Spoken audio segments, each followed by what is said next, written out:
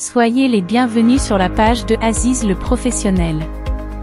Je suis l'assistante de mon boss Aziz le professionnel. Merci de nous avoir choisis et restez toujours branchés et n'oublie pas d'aimer la vidéo, de s'abonner et n'oublie pas aussi d'activer la cloche de notification pour ne plus rater nos nouvelles vidéos qui sont en cours. Je vous en prie de suivre la vidéo du début jusqu'à la fin pour ne pas rater beaucoup de choses. Merci, allons-y. Mon boss Aziz le professionnel veut vous décrire comment fonctionne un démarreur. Le démarreur sert à lancer le moteur de la voiture afin de la faire démarrer. Il est composé d'un moteur électrique qui est activé électriquement par la clé de contact. Les alimentations électriques du démarreur. Un fil fin relié à la clé de contact permet d'actionner le solénoïde, qui joue le rôle d'interrupteur.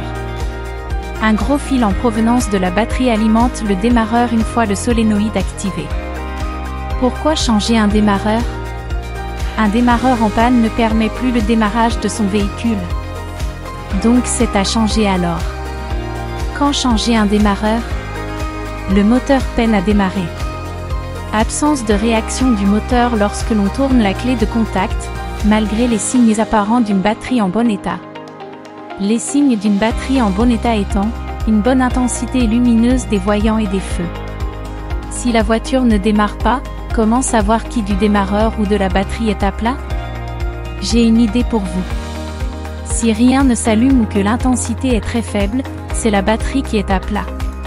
Pour dépanner, votre véhicule pourra quand même démarrer à l'aide de câbles points, c'est-à-dire communiquer l'énergie d'une autre batterie à votre à l'aide d'un câble. Après, cela nécessite de faire vérifier sa batterie chez un garagiste.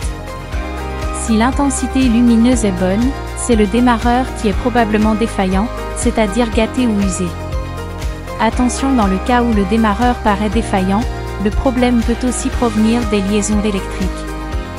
Pour détecter la liaison défaillante, il faut s'équiper d'un multimètre ou d'une lampe témoin et tester chacune des liaisons électriques, en commençant par la connexion du démarreur, du groupe motopropulseur et de la batterie au châssis. Qu'est-ce qui peut causer une panne du démarreur? 1. Les charbons, ou balais, du démarreur sont endommagés. 2. Le pignon n'arrive plus à activer correctement le volant moteur. Les dents du pignon ou du volant moteur peuvent notamment être abîmées, ou le pignon ne va pas au bout de sa course.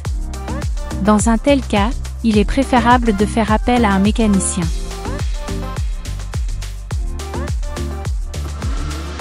Merci d'avoir suivi notre page et surtout n'oubliez pas de vous abonner et de partager la vidéo. À prochaine.